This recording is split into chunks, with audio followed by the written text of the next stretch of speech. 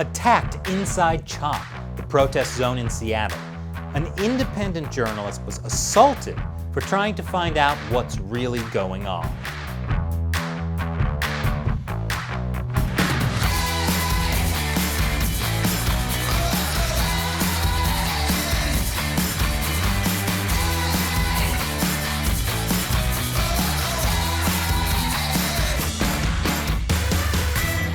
Welcome back to America Uncovered. I'm Chris Chappell. Protests over the death of George Floyd have been going on for weeks. And in Seattle, Washington, protests have somehow morphed into this. Protesters have literally taken over 6 blocks of Seattle and established an autonomous zone after police evacuated their precinct. The police station is boarded up, and protesters have declared the entire 6-block area to be a no-cop zone. Some protesters named it the Capitol Hill Autonomous Zone, abbreviated CHAZ. But then protest organizers changed the name because they are not trying to be autonomous or free from local governance. I mean, sure, they don't want the Seattle government telling them what to do or sending in the police, but it would be nice if the city could please keep the water and electricity running. Thank you. So to avoid confusion about what autonomous implies, now they've changed the name to CHOP, or Capitol Hill Occupied Protest. Isn't that a cute sign? But CHOP also has a less cute meaning, which one protest leader explained. It is not CHAZ, it is CHOP. CHOP! Has anybody here ever heard of the French Revolution before? Does anybody here know what happened to the people who did not get on board with the French Revolution? Say it louder. Say it louder. Did nobody tell them what happened to the people in the French Revolution who actually did the chopping? Eventually, they also got chopped. When planning a revolution based on what you read in a history book, you should always finish the book. One of the unofficial leaders of CHOP seems to be this guy, Raz Simone. Raz Simone also happens to be a hip-hop artist who's very much into both money throwing and flame throwing. He's also an Airbnb superhost and drives a Tesla. He's been called the warlord of the Capitol Hill Autonomous Zone. He's also been filmed handing out guns from the trunk of his Tesla. So, potential warlord, but he's got great reviews on Airbnb. But Raz has clarified on Twitter that he's not a warlord. It's just that the world has never been ready for a strong black man. Yeah, the world has never been ready for a strong black man. Or did he mean a black strong man? Or did he mean a strong black man? At any rate, when it comes to CHOP, the Capitol Hill Occupied Protest, a lot of media portray it as a sort of protesters' utopia, where everyone is happy, items are free, and street musicians abound. But when you see that kind of footage from the mainstream media, that's only part of the story. I mean, who would have imagined that the same protesters who think it's funny to use a limp noodle to beat a Trump impersonator during the daytime would then actually beat up a real journalist at nighttime? Well, one journalist didn't have to imagine it.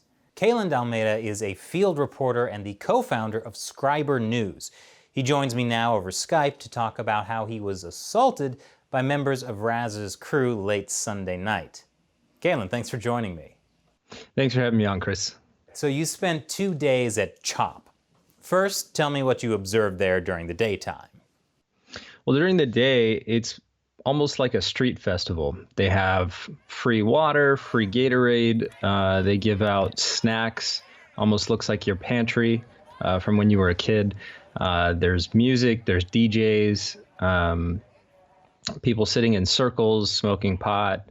And they have a lot of speakers speaking at Cal Anderson Park, giving testimonies about their experiences with police brutality and racism.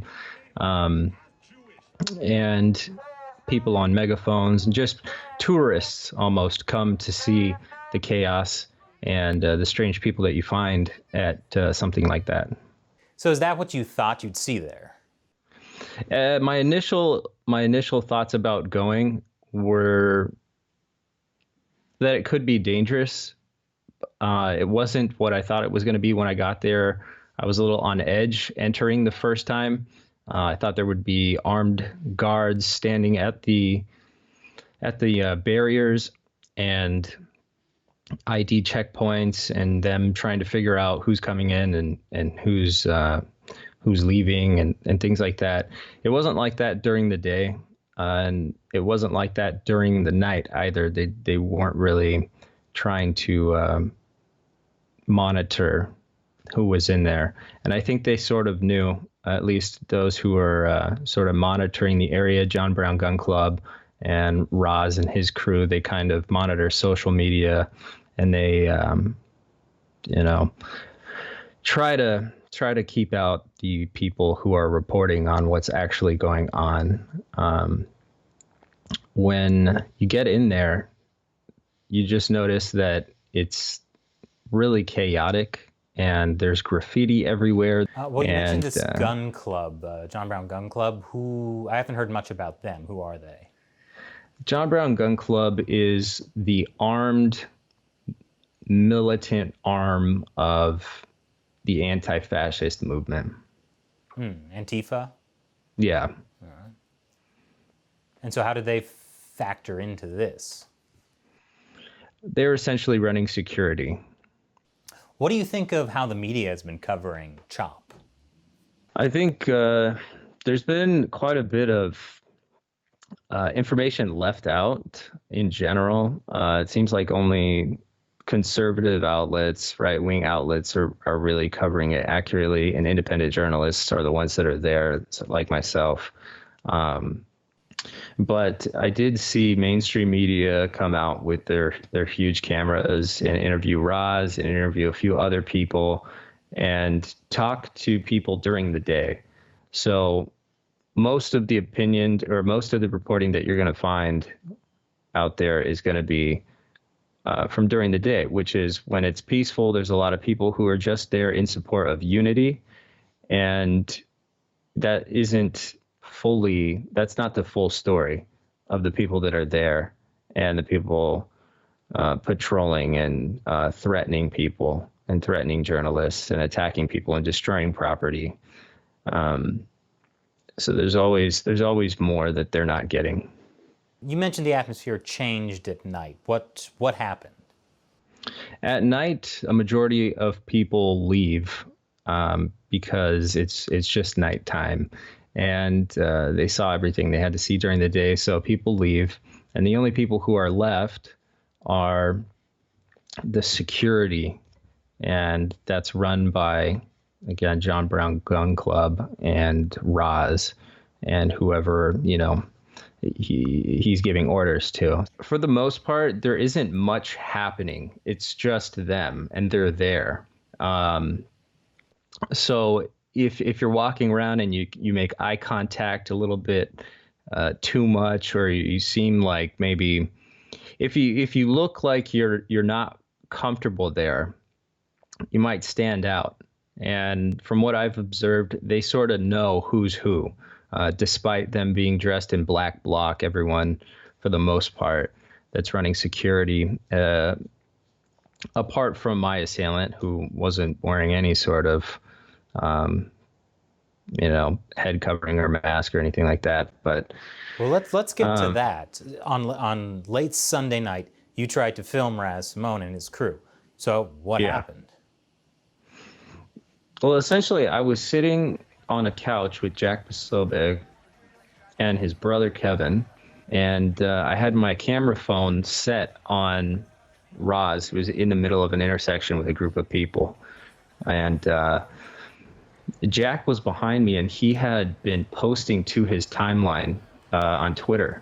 And he posted a video from behind me. And then one of the guys in black bloc turns around and he sort of scans the area, and he looks right at me, immediately turns around and starts, talking to Raz. And he leaves the frame of my video. He walks around me to sort of case me and see what I'm doing, and he goes back to Raz to tell him what he saw. At that point, my assailant and that guy walk back around the tent and come up behind me, and he gets right in my face and he tells me, "What are you doing on your phone? You need to show me your phone or I'm going to knock you the F out." And so I got up. I didn't really have anything to say. I just told him I wasn't doing anything. And then he grabbed the back of my jacket and punched me in the head and started to, try to throw me around. And at that point, I didn't really know what to do. I just knew I had to get this guy off of me.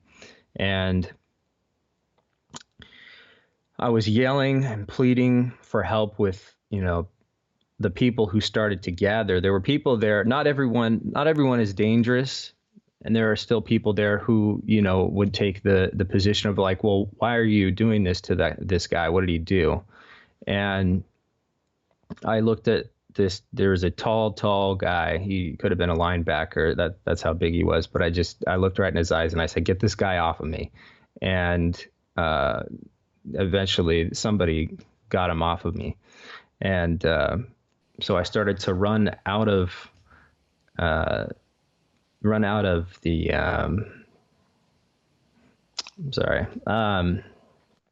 so I started to run out of CHOP or CHAZ or Capitol Hill Autonomous Zone, and I heard a girl yelling that I needed to run into the medical tent. And I didn't want to do that because I wanted to get out of there. I needed to call the police. And I knew they wouldn't respond to me if I was in there. So I kept running. I ran about 2 blocks down Pine Street. And I looked behind me and there was 3 people chasing me. That girl who said that and 2 other guys. And eventually they caught up to me because I started getting tired and they physically tried to make me go back. They're putting their hands on me. And eventually they wouldn't let me move forward. So I just collapsed onto the floor in the middle of the street. And I'm like yelling, "Help me, somebody help me."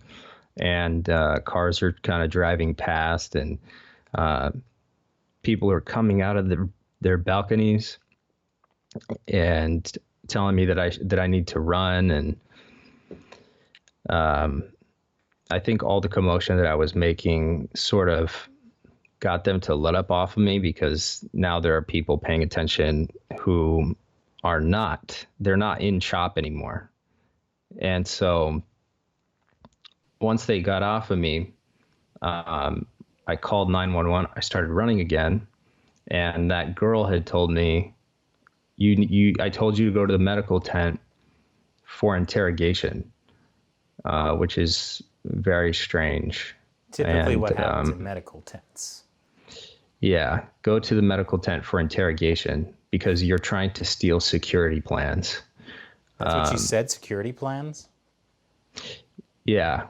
So I have no idea what their security plans are, and I definitely wouldn't have been able to figure out what they were by filming them from 40 yards away. So it's definitely blown out of proportion and just very something else. So I started running further down Pine Street, and she kept following me.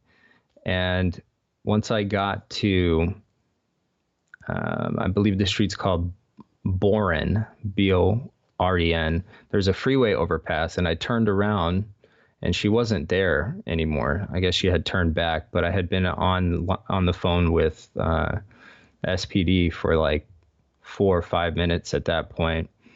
And then a midnight blue Camry drives up behind me and parks on the opposite side of the street facing me. So it's just me, no one's behind me. There's a construction zone to my right, and in front of me there's this car.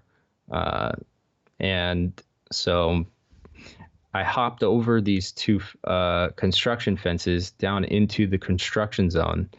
And once SPD showed up, I came out and told them about the car. They pulled the guy out of the car, and sure enough, he was in full black bloc.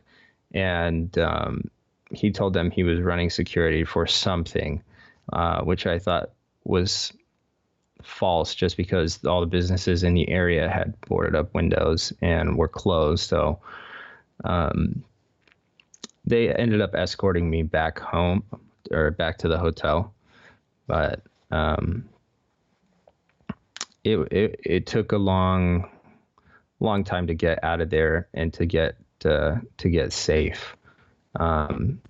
So what did the police do? Are they looking for the people who came after you? The police, the police officer that I spoke with, Officer Griffin, he basically said that he was apologetic. He said he wished that he could do something, but that if he were to go in to that area, he'd be murdered. And he wished that he could do more. When you were talking to the police, did they give you any sense of like, is that something they have to deal with a lot, like people being attacked by the CHAZ or CHOP folk? I don't know, because I didn't ask him specifically that question. I was really shaken up at that time, but from what I can tell, there was other people that same night attacked by that same guy. They apparently had caught a suspected thief, and they chased him down and searched his bag and confiscated his belongings, assaulted and battered him. Basically, this guy did the same thing to me. And there was a business owner within the perimeter of CHOP that they were trying to break down the gate and get in there. And so they're not afraid to violently assault someone or accuse anyone that they suspect of, espionage or theft. It's strange how they operate. They don't like police brutality, but then they're not afraid to go and use violence on someone who they suspect of some. I don't know how they sort of process criminal justice in their eyes. They don't have a rule of law or a functioning court system yet? No, they don't. Okay. They do have a garden, though. That's more than I have. I'm in New York, though. But so how long do you think CHOP will be sustainable? I don't think it is sustainable at all. As soon as law enforcement and government officials in Washington can sort of figure out how to de-escalate the situation there, I think it'll be over. But what I do know is that law enforcement does want to hold people accountable. So they're not just going to clear it out and let these people go free. They want to make sure that there's somebody to be held responsible for what's happening there. Well, thank you for joining us. It was an incredible experience you went through, and I'm glad you made it out safe. Thank you. Thank you. And thanks for having me on. Absolutely. Thank you, Kalen. Kalen D'Almeida is the co-founder of Scriberr News, a nonpartisan multimedia news platform. The link is in the description below. And tell me what you think in the comments. Once again, I'm Chris Chappell. Thanks for watching America Uncovered.